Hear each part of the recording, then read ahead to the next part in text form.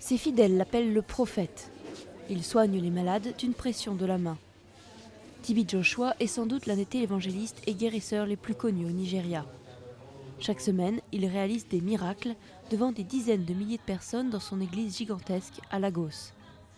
Des miracles aussi diffusés en direct sur sa propre chaîne et sur son site web.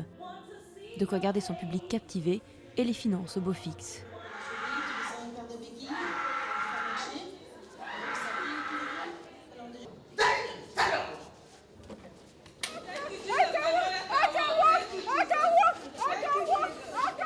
Les croyants viennent du monde entier pour l'écouter et être guéris de toutes sortes de troubles mentaux et physiques.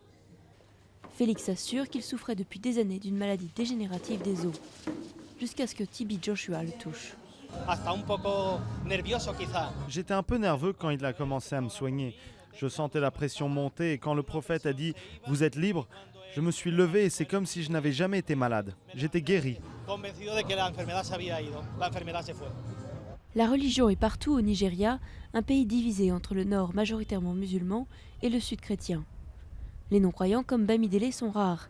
Ils doutent de la véracité des miracles des télévangélistes.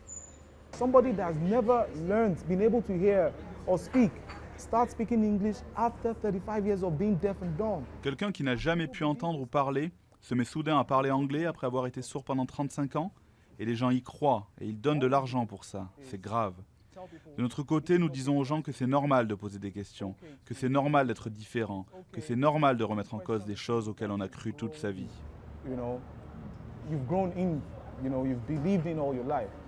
Ahmed raconte qu'il s'est fait payer $150 par une église pour jouer un homme incapable de marcher qui a retrouvé l'usage de ses jambes grâce à un prêtre.